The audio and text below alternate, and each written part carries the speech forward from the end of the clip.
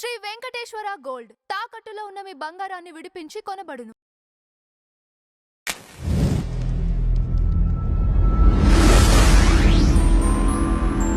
ఇప్పుడు మన అచ్చెన్నాయుడు గారు స్టేట్మెంట్ ఇచ్చారు. ఆ స్టేట్మెంట్ ఏంటి? జరిగితే అనేది ఆ క్లిప్ ని ఇప్పుడు వైరల్ చేస్తున్నారు. దాన్ని అచ్చెన్నాయుడు గారు ఆల్రెడీ ఒప్పుకున్నారు. సార్ ఒక విషయం, అచ్చెన్నాయుడు గారు చెప్పిన మాట ఏంటి? 300కి పైగా కేసులు వేశారు, అన్యాయం జరిగిపోయిందని, అక్రమం జరిగిపోయిందని, ఈ బుక్ మీకు పంపిస్తా. ఆయన బుక్ చేతిలో పట్టుకుంటున్నాడు, కొడుతున్నాడు మండల్లో. బుక్ నీకు పంపిస్తా, ఎక్కడన్నా అన్యాయం జరిగితే నాకు చెప్పండి అన్నట్టు ఆయన చెప్తే, అచ్చెన్నాయుడు గారి మాటని అక్కడికి కట్ చేసి అన్యాయం జరిగిపోయిందని చెప్పిన అచ్చెన్నాయుడు అని వైఎస్ఆర్ కాంగ్రెస్ పార్టీ అఫీషియల్ ట్విట్టర్ హ్యాండిల్లో ఇప్పుడు చూడండి పెట్టి దాన్ని పిన్ కూడా చేశారు. కరెక్ట్, అచ్చెన్నాయుడు ఒప్పుకున్నాడు నిజం అని చెప్పేసి. నేను చాలా విన్నా సార్ నా జీవితంలో, కానీ ఇట్లాంటి ఎప్పుడు చూడలే. ఇవన్నీ భాష గారు, ఇది ఒకటి ఎవరిని మెప్పించడం కోసం ఈ ట్యాక్స్ ట్రిపుల్ అంటే ఈ విధంగా చేయటం వల్ల జగన్మోహన్ రెడ్డి గారిని తప్పించడం కోసం అని అనిపిస్తుంది నాకు. అంటే రాజకీయంగా ఆయనని లేకుండా చేయాలి. రాజకీయంగా మళ్ళీ మనోళ్ళు మేధావులు రాజకీయాలలో ఆయన లేకుండా చేయాలి అని చెప్పేసి ఈ ప్రయత్నాలు జరుగుతున్నాయేమో అనిపిస్తుంది. ఎందుకు ఆయన నాయకుడిగా వీళ్ళందరినీ మానిటర్ చేయాల్సిన బాధ్యత ఆయన ఎక్కడ ఉంది సార్? మానిటర్ చేసే బాధ్యత ఎవరు చేశారు? ఓసారి చెప్పండి. నిన్న నాకు ఒక సోదరుడు ఎక్కడి నుంచో మెసేజ్ చేశాడు, సార్ జగన్మోహన్ రెడ్డి గారిని చూసిన ప్రతిసారి అమాయకుడిలా కనిపిస్తున్నాడు సార్, మేబీ ఆయన ఏం తప్పు చేయలేదేమో, ఆయన వెనకాల ఉన్న వాళ్ళు అని 4 పేర్లు చెప్పాడు. ఒకతను మెసేజ్ చేశాడు. నేను చెప్పా, ఒకవేళ నిజమే అనుకున్నా కూడా మానిటర్ చేయలేనటువంటి లీడర్ అదే నేను తప్పు అవుతుంది కదా. ఇది అదే నేను అడిగి, మీ మానిటర్ ఈరోజు మీరేం మానిటర్ చేస్తున్నారు? మీరేం చేశారంటే ఆ నలుగురు అనేటటువంటి కాన్సెప్ట్లో ఓ 3-4 మీద బాధ్యత అప్పగించేసి వదిలేసి మీరు కాళ్ళు చేతులు కలుపుకొని బెంగళూరు వెళ్ళిపోయి హాయిగా పండుకున్నారు. మీకు గుర్తొచ్చినప్పుడు లేదా మీకు మూడొచ్చినప్పుడు మీరు వస్తున్నారు, రాజకీయం చేస్తున్నారు. ఆ నలుగురే రేపు పొద్దున్న ఆ నలుగురే రాజకీయంగా పార్టీని లేకుండా చేసేది ఆ నలుగురే. జనరల్గా నాయకుడు అనేవాడు మొత్తం మానిటర్ చేస్తారు. నాయకుడికి తెలియకుండా ఏం జరగొద్దు, అది పార్టీలో అయినా ప్రభుత్వంలో అయినా. కానీ వైఎస్ఆర్ కాంగ్రెస్ పార్టీలో జగన్మోహన్ రెడ్డి గారికి తెలిసేం జరగట్లే. ఇంకా దాని మీద ఏదో అన్నట్టు ఆయన పేపర్లు చదవరంట, ఆయన మీడియా చూడంట, ఆయన టీవీలు చూడంట, ఏమి చూడంట. మళ్ళీ ఎవరు చెప్పారు నాకు అంటే వాళ్ళ పార్టీ వాళ్ళే. అంటే సాక్షులు కూర్చొని ఒక ఆయన చెప్పిండు, పెద్ద ఆయన, జగన్మోహన్ రెడ్డి గారు ఇవన్నీ చూడరు అని చెప్పి. ఇది ప్లస్ పాయింట్ ఎట్లా అవుతుంది? ఇది మైనస్ కదా. అంతే. ఏమీ చూడనప్పుడు మీకు నిజాలు ఎట్లా తెలుస్తాయి? ఏమీ చూడనప్పుడు ప్రజలు ఏమనుకుంటున్నారు ఎట్లా చూస్తుంది మీకు? సమాజాన్ని వాచ్ చేయకపోతే ఎట్లా? మరి ఈరోజు ఏం జరుగుతుంది వైఎస్ఆర్ కాంగ్రెస్ పార్టీలో? పార్టీ పతనం వైపు వెళ్తుంది. 2029 తర్వాత పార్టీ అసలు ఉంటుందా, ఎక్కడైనా విలీనం చేస్తారా అన్నటువంటి సందేహం ఉందండి బాబు. రేపు పొద్దున బీజేపీలో కాంగ్రెస్తోనూ విలీనం చేసినా చేస్తారు వీళ్ళు. పరిస్థితులు రాజ్యసభ ఇస్తాం నీకు ఎక్కడో అని చెప్తే రాజ్యసభ సీట్ తీసుకుని ఈయన విలీనం చేసినా చేస్తాడు. ఓకే, ఆ పరిస్థితి ఈరోజు తీసుకొస్తున్నారు. ఆ విషయం ఈయనకు అర్థం కావట్లే. నిజంగా ఈయన అమాయకుడు అనాలా లేదా అర్థమై చేస్తున్నారా అది కూడా తెలియని పరిస్థితి. ఎక్కడ లేని డిఎస్సి. మీరు ఒక విషయం చెప్పండి, డిఎస్సి ఇది జరిగింది కదా, నేను ఇందాక మీరు కోర్టు గురించి మాట్లాడాను. నిజంగా మీ దగ్గర సాక్ష్యాలు ఆధారాలు లేకుండా ఉండుంటే కోర్టు ఎందుకని చెప్పేసి మీ కేసు అట్లీస్ట్ యాక్సెప్ట్, మీ పిల్ ఎందుకు యాక్సెప్ట్ చేయలేదు కోర్టు? కోర్టుకైతే ఏమి అదలేదు కదా, తనాపరా భేదం లేదు కదా, పార్టీలు లేవు, రాజకీయాలు లేవు కదా. కోర్టు ఎందుకు మీ పిల్లని యాక్సెప్ట్ చేయలేదు? నా ఈ ప్రశ్నకు సమాధానం చెప్పండి. మీరు కోర్టుని కన్విన్స్ చేయలేకపోయి ప్రజల్ని కన్ఫ్యూజ్ చేస్తున్నారు. కోర్టుని కన్విన్స్ చేయలేదు, మీరు ప్రజల్ని కన్ఫ్యూజ్ చేస్తున్నారు. నిజంగా ప్రజల అమాయకుల, పిచ్చోళ్ళ ఈరోజు అర్థం చేసుకోవాలి. ఒకటి. రెండవది, ఒక వ్యక్తి అన్న ఒక మాట, ఇన్స్టిట్యూషన్ ఎందుకని 384 ఏదైతే ఉద్యోగాలు ఉన్నాయో స్పోర్ట్స్ కోటాలో, అందులో ఏదో 10-15 ఉద్యోగాలంటే ఎవరో ఒక యూనివర్సిటీ నుంచి వచ్చినాయంట. ఆ యూనివర్సిటీ టీడీపీ వాళ్ళదంట. వచ్చినాయంట ఎన్ని? 10-15 సర్టిఫికెట్లు. 10-15 అంటే 10-15 సర్టిఫికెట్ల కోసం రాష్ట్రంలో ఉన్న యువత మొత్తం ఇప్పుడు నీ ఎంటర్ నడవాలా? 16,000 మంది. 15-10 సీట్లు ఎక్కడ? ఇక్కడ 16,000 మంది ఎక్కడ? అవును. ఏమన్నా బుర్రుందా? అది కూడా జరిగితే ఇంపాసిబుల్ సార్. ఎందుకు చెప్పనా మీకు? ఏం చేశారు వీళ్ళు అంటే స్క్రీనింగ్ కమిటీ అని వేశారు. వీళ్ళు స్క్రీనింగ్ కమిటీ అనేసి ఏం చేశారంటే ఏవైతే స్పోర్ట్స్ కోటాలో సర్టిఫికెట్లు వచ్చాయో వీళ్ళని స్క్రీనింగ్ చేశారు. టెట్ రాశారా లేదా? ఒకటి. రెండు, ఈ సర్టిఫికెట్ ఒరిజినల్ కావా? ఎట్లా అథెంటికేట్ చేయాలి మీరు చెప్పండి? ఎట్లా చేశారంటే ఏవైతే స్పోర్ట్స్ ఫెడరేషన్లు ఉన్నాయో, యూనివర్సిటీలు ఉన్నాయో, అక్కడికి వీళ్ళు లెటర్ రాశారు, మీరు ఈ సర్టిఫికేట్ ఇచ్చారా, మీరు అథెంటికేట్ చేయండి. ఎట్లా చేయాలి? ఇంకో సర్టిఫికేట్ ఇవ్వండి, ఈ సర్టిఫికేట్ ఒరిజినలే మేమే ఇచ్చినామని ఇంకో సర్టిఫికేట్ ఇవ్వండి అని స్క్రీనింగ్ కమిటీ ఆ ఫెడరేషన్లకి, ఆ యూనివర్సిటీలకి రాస్తే, ఆ ఫెడరేషన్లు, యూనివర్సిటీలు ఏవైతే ఉన్నాయో అవి రిటర్న్లో ఇచ్చాయి, yes it is a genuine certificate, మేమే ఇచ్చాము అని చెప్పి. సర్టిఫికేట్ వెరిఫికేషన్ అయింది, మీకు మీ సర్టిఫికేట్స్ వెరిఫికేషన్ అయింది, టెట్ వెరిఫికేషన్ అయింది, ఆన్లైన్ వెరిఫికేషన్ ఒకసారి అయింది, ఆఫ్లైన్ వెరిఫికేషన్, ఫిజికల్ వెరిఫికేషన్ ఒకసారి అయింది. ఇంకేం చేయాలి? మనిషిని పిండేయాలా, చంపేయాలా? ఇక్కడ అప్పుడప్పుడు మీరు అన్నారు నలుగురు పర్సన్స్ ఎవరో బ్యాక్ ఎండ్ నుండి చేస్తున్నాను, కానీ జగన్మోహన్ రెడ్డి గారి కొన్ని ప్రెస్ మీట్లో ఇప్పుడు వీళ్ళదే తీసుకుందాం, డిఎస్సి వాళ్ళకి సంబంధించి, వాళ్ళు మాకు అవకాశాలు రాలేదని ఆయన దగ్గర కూర్చున్నప్పుడు కొంతమంది ఏమండి నాకు ఈ మెడల్ వచ్చింది అని అన్నారు. క్వాలిఫైడ్ పీపుల్కి వేరేది ఉంది. ఆయన అక్కడ అన్నది ఏంది, ఏదో ఒక మెడల్ అయితే వచ్చింది కదా, గోల్డ్ అయింది, బ్రాంజ్ వచ్చింది కదా, ఏదో ఒక మెడల్ అయితే వచ్చింది కదా. ఇది మరి ఇలాంటివన్నీ కూడా నాయకులకు సంబంధించింది.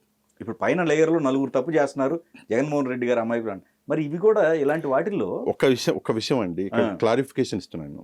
జగన్మోహన్ రెడ్డి గారు అమాయకుడు అన్నది ఒక ఆస్పెక్ట్, నేను అనలా ఇప్పుడు, అంతే అదే ఒక ఆస్పెక్ట్. ఆయన అమాయకుడు, మేధావ, మూర్ఖుడా అన్నది కాలం చెప్తుంది. ఒకటి. రెండవది, ఇప్పుడు మీరు చెప్పినటువంటి ఆ ఫస్ట్ ర్యాంకు అది ఇది, నాకు ఒకసారి చెప్పండి సార్, ఈ డిఎస్సి అన్నది ఎక్కడి నుంచి మొదలు పెట్టారు ఈ పాట? వీళ్ళు మొదట వీళ్ళు పాడిన పాట డిఎస్సి పేపర్ లీక్ అయింది అన్నారు. ఫస్ట్ పాడిన పాట అది, మీకు గుర్తుందా? ఎవరు చేశారు లీకు అంటే ఫస్ట్ ర్యాంక్ వచ్చినోడు చేసిండు అన్నారు. ఫస్ట్ ర్యాంక్ వచ్చినోడు పేపర్ లీక్ చేసిండు. యాక్చువల్లీ తను, ఆ వ్యక్తి ఈ ఎడ్యుకేషన్ డిపార్ట్మెంట్లో కాంట్రాక్ట్లో ఎక్కడ పనిచేస్తున్నాడు, తాను పేపర్ లీక్ చేసిండు అన్నారు. కట్ చేస్తే ఆ ఫస్ట్ ర్యాంక్ అని పక్కన కూర్చోబెట్టుకొని, ఇతను ఫస్ట్ ర్యాంకరు, పేపర్ లీక్ అవ్వలేదు, డిఎస్సిలో అవకతవకలు జరిగినాయని చెప్పి మాట మార్చారు. ఫస్ట్ ఏమో లీక్ అయిందన్నారు, దాని తర్వాత అవకతవకలు అన్నారు. ఆ లీక్ చేసినోడిని పక్కన కూర్చోబెట్టి, నేను అన్నాడు లీక్ చేసింది అన్నోడిని పక్కన కూర్చోబెట్టుకున్నాడు. నేనేమంటానంటే, సరే జగన్మోహన్ రెడ్డి గారు గ్రాడ్యుయేషన్ చేశారు.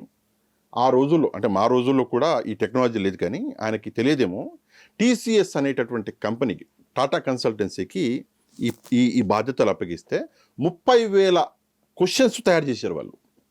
30,000 క్వశ్చన్స్లలో ర్యాండమ్గా కంప్యూటర్ అడిగింది ప్రశ్నలు. మనం అందరం లైన్గా కూర్చుని ఉన్నాం, కంప్యూటర్ల మీద కూర్చుని ఉన్నాం. ఇది ఆన్లైన్లో జరిగినటువంటి ఎగ్జామ్. మీరు నేను పక్కపక్కనే ఉన్నాం. మీ క్వశ్చన్ పేపర్ వేరు, నా క్వశ్చన్ పేపర్ వేరు. ఆ ఎవరికి ఏ క్వశ్చన్ వస్తుందో అన్నది టీసీఎస్ కూడా తెలియదు, కంప్యూటర్ డిసైడ్ చేసింది. Okay, that was an online program. So ఇంత జరిగితే జగన్మోహన్ రెడ్డి గారు పేపర్ లీక్ అయింది అన్నాడు. నాకు ఆ రోజు యాక్చువల్గా నేను ఐ వాజ్ నైట్ టైం అనుకుంటా, నేను వెళ్ళి తినేసి తొందరగా పడుకుంటాను, ఎర్లీ మార్నింగ్ లేస్తా కాబట్టి. బెడ్ మీద ఇట్లా పండుకునేసరికి నాకు ఎందుకో ఇట్లా ఫోన్ తీసిన, నేను చూసేసరికి నాకు నిద్ర పారిపోయింది సార్. నాకు ఒకటే విషయం, ఇది ఎవరు చెప్పారు ఈయనకి, ఎవరు చెప్పన్నాడు, వాడెవడో మేధావిలాగా ఉన్నాడు, జగన్మోహన్ రెడ్డి గారికి చెప్పంటేనే చెప్తారు ఈయన. ఎందుకంటే ఆయన మీడియా చూడడు, చెప్పకూడదు కదా, మీడియా చూడరు కదా సార్, ఆయన తప్పే ఉంది. మీరు భలేవారే, ఇప్పుడు ఆయన టీవీ చూడరు, న్యూస్ పేపర్ చదవరు, ఆయనకి ఎట్లా తెలవాలి? వేరే వాళ్ళ మీద డిపెండ్ అయినప్పుడు వాళ్ళనే చేయొచ్చుగా, ఇంకా ఈయనెందుకు మధ్యలో అనుసంధానం? అంటే జగన్మోహన్ రెడ్డి గారి పేరు ఉండాలి కదా. ఇప్పుడు మీకు అర్థం కావట్లా, నేను ఇందాక ఆ నలుగురు అన్నాను, ఆ నలుగురు అన్నది ఆ నలుగురే నడిపిస్తున్నారు. ప్రభుత్వాన్నైనా నడిపించారు, పార్టీనైనా వాళ్ళే నడిపిస్తున్నారు. మనం ఏదో జగన్మోహన్ రెడ్డి గారి పేరు చెప్పుకొని మనం ఆనందపడుతున్నాం, కానీ జగనన్న అని ఇక్కడ రాసుకొని ఇక్కడ రాసుకొని ఆనందపడుతున్నాం, కానీ మనకి జరిగింది ఏంటి, మన రాష్ట్రానికి జరిగిన మేలేంటి ఒక్కసారి కూర్చొని ఎప్పుడైనా ఖాళీగా ఉన్నప్పుడు ఒక పెన్ను పేపర్ తీసుకుని రాసుకుంటే మనకు క్లారిటీ వచ్చేస్తుంది. ఇప్పుడు వైసీపీ వాళ్ళని ఏమన్నా అడగండి, గుక్క తిప్పకుండా ఒక 100 చెప్పేస్తారు, పార్టీ ఇది చేసింది అంటే వాళ్ళకి ట్రైనింగ్ ఇస్తారు, వాళ్ళకి మాన్యువల్ ఇచ్చేసి ఒకటి దీన్ని బట్టి పట్టండి అంటారు. ఈవెన్ అఫీషియల్ స్పోక్స్ పర్సన్ కూడా బట్టి పట్టిస్తారు. వాళ్ళు గుక్క తిప్పకుండా స్టార్ట్ చేస్తారు, అమ్మఒడి నుంచి మొదలు పెడతారు.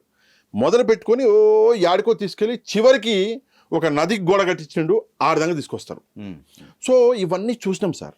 అల్టిమేట్గా రాష్ట్రం ఎక్కడికి వెళ్ళింది, రాష్ట్రంలో అభివృద్ధి ఎక్కడికి వెళ్ళింది, విద్యా వ్యవస్థలో ఎంత మనం ముందుకెళ్ళాం, వైద్య వ్యవస్థలో ఎంత మనం ముందుకెళ్ళాం, ఏమైనా స్టాటిస్టిక్స్ ఉంటాయి కదా, అవును.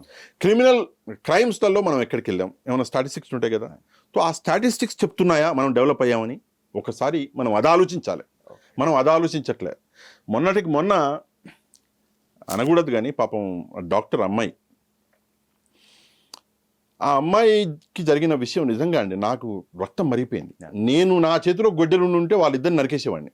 అంటే చట్టబద్ధంగా చట్టం ఒకవేళ నాకు అనుమతి ఇచ్చుంటే నరికేసేవాడిని. కానీ విషయం ఏంటంటే జరిగిన తర్వాత వైసీపీ వాళ్ళు వచ్చి చంద్రబాబు నాయుడు గారి కారులో లేరు, చంద్రబాబు నాయుడు గారికి ఆ ఇద్దరు వెధవలకి సంబంధం లేదు, చంద్రబాబు నాయుడు గారు ఆయన అంటే బాగుండదేమో ఆత్మలతో మాట్లాడాడు. అట్లాంటప్పుడు చంద్రబాబు నాయుడు గారికి ఎట్లా తెలుస్తుంది ఫలానా రోజు ఫలానా అమ్మాయిని ఫలానా వ్యక్తి హిట్ అండ్ రన్ చేసి పారిపోతాడు, చంపేస్తాడని తెలుస్తుందా? లేదు, పరామర్శించలేదు. ఓకే, నేను డేటా తీసిన. నేషనల్ క్రైమ్ రికార్డ్ బ్యూరో అని మన దగ్గర ఇండియాలో ఉంది కదా, ఎన్సీఆర్బీ డేటా తీస్తే 2001, 2002, 2003లో 25,000 crime against women, 21,000, 28,000 some data వచ్చింది. మరి ఆ సంవత్సరాల్లో జగన్మోహన్ రెడ్డి గారు ముఖ్యమంత్రిగా ఉండే. మరి ఎన్ని చోట్లకి జగన్మోహన్ రెడ్డి గారు వెళ్ళి వాళ్ళని పరామర్శించిండు? ఆ 25,000 మంది ఇండ్లకి వెళ్ళిండా? ఓకే, ఓసారి సమాధానం చెప్పాలి. అప్పుడు ఆడ గుడిగురానికి పనులు తోయిరా? అప్పుడు ఎందుకు ప్రశ్నించలేదు మీరు? అంటే జగన్మోహన్ రెడ్డి గారు ఎక్కడికి వెళ్ళరు. 5 ఏళ్ళు ప్రజలకు కనిపించలే అని తెలుసా మీకు? మొత్తం పడదాలే. అట్లీస్ట్ ఈరోజు ఫలానా ముఖ్యమంత్రి ఎక్కడున్నారు కొట్టి అరే ఫలానా చోట పొద్దున్నేసి సాయంత్రం దాకా 76 ఏళ్ళ వయసులో ఒక మనిషి ప్రజలతోటే బతున్నాడు. పొద్దున్నేసి సాయంత్రం దాకా నాకు అనిపిస్తుంది ఎవడు ఏమన్నా నేను ఆడనొప్పి ఈడనొప్పి అనుకుంటే నేను తిరుగుతుంటా. ఆయన 76 ఏళ్ళ వయసులో మొన్న యోగా చేస్తే నాకు సిగ్గేసిందండి. నా పాప చిన్న అమ్మాయి, ఆమె చూసినావా డాడీ చూసి నేర్చుకో అన్నది. అంత మాట అనేసేవేంటమ్మా అంటే, లేదు నువ్వు ఇట్లా తయారవుతున్నావు అన్నది. నా పాప నేను తిట్టేసింది. ఆ వ్యక్తి పొద్దుటి నుంచి సాయంత్రం ప్రజల్లో తిరుగుతుంటే మీరు ఒకే కార్యక్రమానికి వచ్చిండు ప్రజల్లోకి, ఆయన బటన్ నొక్కనికి వచ్చిండు అంతే. దాని తర్వాత ఇక 4 సభలు, ఆ సిద్ధం సభలు ఎక్కడ చూసారా మీరు? మళ్ళా ప్రజలకు కనిపించని ముఖ్యమంత్రి ఈరోజు బయటకు వచ్చి అవును తప్పు జరిగింది నేను కార్యకర్తలకి. ఈరోజు మీరు రియలైజ్ చేస్తే ఏమవుతుంది? ఏమైనా అవుతుందా?